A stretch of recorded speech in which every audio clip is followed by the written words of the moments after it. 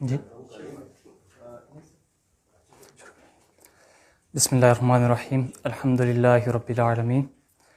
ما کان محمد ابا احد من رجالکم ولکن رسول اللہ وخاتم النبیین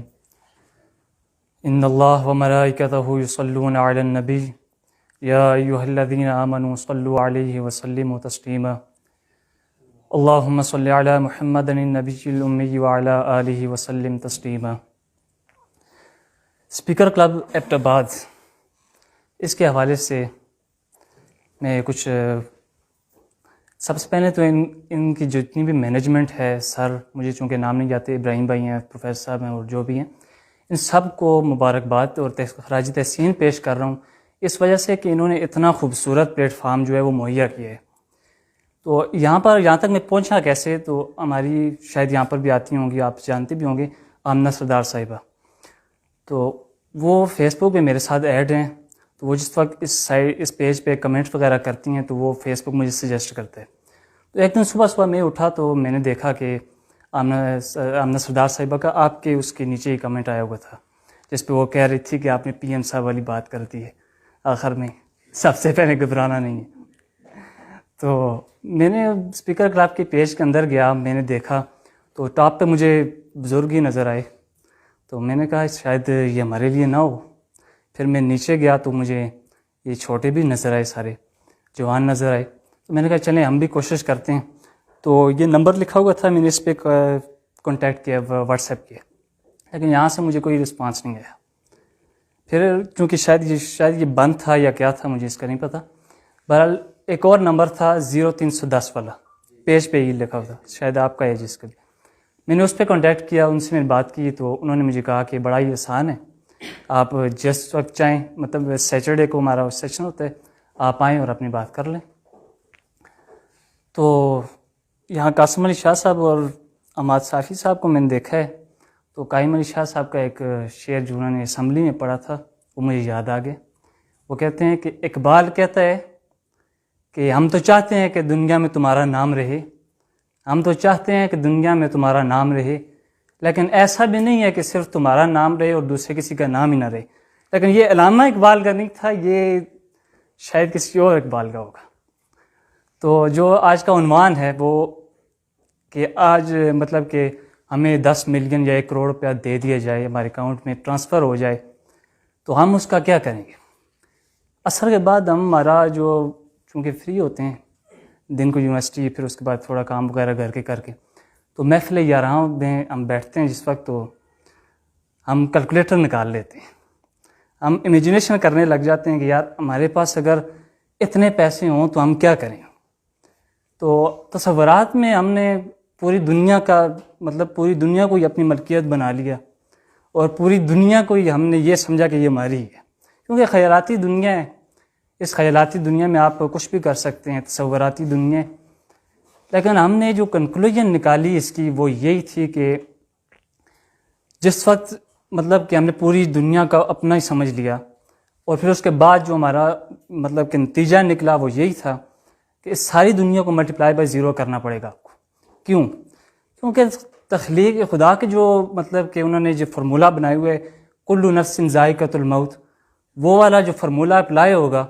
وہ 1 کو ملٹیپلائی بائی 0 پھر بھی 0 ہو جائے گا، 100 کو ملٹیپلائی کریں 0 کے ساتھ وہ بھی 0، 1000 کو، پوری ورلڈ کو ملٹیپلائی بائی 0 کریں وہ 0 ہو جائے گی۔ تو یہ جتنی بھی امیجنیشن تھی ہماری، مطلب ہمارا جس وقت ادھر سے ہم اٹھتے تھے تو ہمارا کیلکولیٹر پہ ملٹیپلائی بائی 0 لازمی ہوتا ہے، کہ اس کا کوئی فائدہ ہمیں موصول نہیں ہو رہا نا، کیونکہ جسٹ امیجنیشن ہے یہ۔ اس کے بعد میں نے جو ٹاپک پریپیئر کیا ہے وہ یہ تھا کہ لوگ کیا کہیں گے۔ اس حوالے سے تقریباً 2-3 باتیں تو انہوں نے بھی کر دی تھی، وہ شادی والی بات کے سادگی سے ہونی چاہیے، تو لوگ کیا کہیں گے، اس حوالے سے میں کچھ کہنا چاہتا ہوں کہ ہم آزاد پیدا ہوئے ہیں تو ہمیں آزادی سے زندگی گزارنی چاہیے نا، بجائے اس کے کہ ہم اپنے لباس کی چوائس میں بھی کہیں کہ یار میں نے اگر ایسا لباس پہن لیا تو لوگ کیا کہیں گے۔ اچھا، شادیوں کی بات بڑی کامن ہے، ایک شادی ہے سادگی سے ہونے والی اور ایک شادی ہے دھوم دھمکے سے ہونے والی۔ ایک شادی پہ لگتا ہے 1 لاکھ روپیہ، دوسرے پہ لگتا ہے 12 لاکھ روپیہ، اب 1,00,000 روپے میرے پاس موجود ہے تو مجھے سادگی سے سنت نبی صلی اللہ علیہ وسلم کے مطابق شادی کر لینی چاہیے نا، بجائے اس کے کہ میں 11 لاکھ کسی سے ادھار لوں صرف اس لیے کہ لوگ کیا کہیں گے۔ یہی رواج لڑکیوں کے مطلب ماں باپ کی طرف سے بھی ہے اور لڑکوں کے بھی ہے۔ لڑکیوں کا یہ ہے کہ وہ جہیز نہیں دیں گے، ان کے پاس اگر نہیں ہے وہ ویل نہیں کر سکتے تو وہ کہیں گے یار ہم نے اگر جہیز نہ دیا تو فلاں لوگ کیا کہیں گے۔ اور لڑکوں کا یہ ہے کہ وہ کہیں گے کہ جی اگر ہم نے فلاں ہوٹل کے اندر 12 ڈشز والی اگر دعوت نہ کی تو پتہ نہیں کوئی قیامت آ جائے گی اور لوگ پتہ نہیں کیا کہیں گے، کیونکہ ہم نے لوگوں کے اشاروں پہ ناچنا شروع کر دیا۔ وہ مجھے ایک لطیفہ نما ایک تحریر سے یاد آ رہی ہے کہ دو بزرگ بیٹھے ہوئے تھے، وہ ان کے مابین جو ہے مباحثہ چل رہا تھا، اور وہ اتنا زور اور شور سے چل رہا تھا کہ راہ گزر جو تھے وہ ان کی طرف متوجہ ہو رہے تھے، چند کھڑے بھی ہو گئے دور دور تک، اور ایک وقت آیا کہ وہ مباحثہ جو ہے وہ کم پڑ گیا، اس کی آواز کم ہونے لگی اور آہستہ سے وہ دونوں ہنسنے لگ گئے۔ وہ دونوں جس وقت ہنسنے لگے تو ایک راہگزیر جو ہے اس کے پاس آئے، ان کے پاس پوچھا کہ بابا جی کیا مسئلہ ہے، آپ ہنسنے کیوں لگ گئے ہیں؟ تو اس نے کہا کہ ہم ایک سیریس مسئلے کے اوپر بحث کر رہے تھے اور ہم بہت زیادہ بحث مباحثے میں تھے کہ ہمارے ملک کے حالات بڑے خراب ہیں اور ہم اس کو کیسے کنٹرول کریں گے۔ تو انہوں نے کہا اچھا تو اس کا کوئی حل نکلا؟ تو کہا جی ہم نے حل نکال لیے۔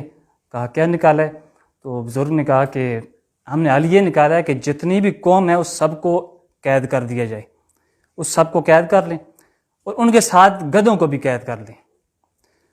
تو اس شخص نے فوراً کہا، جس نے سوال کیا تھا کہ بابا جی آپ نے کیا حل نکالا ہے، تو اس نے کہا یہ گدھوں کو کیوں قید کر دیا جائے؟ تو وہ پھر ہنسنے لگ گئے وہ بزرگ، اور انہوں نے ایک دوسرے سے کہا کہ دیکھے تو میں نے کہا تھا نا کہ ان کو اپنی فکر نہیں ہے، ان کو دوسروں کی فکر ہے،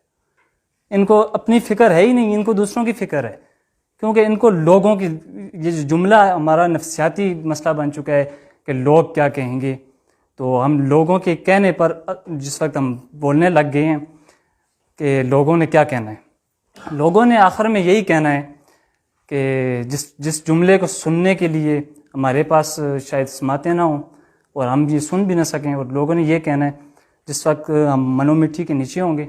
لوگوں نے ایک ہی جملہ کہنا ہے انا للہ و انا الیہ راجعون۔ آدمی بڑا چنگا آیا، آدمی بہت اچھا تھا، لیکن وہ آدمی بہت اچھا تھا،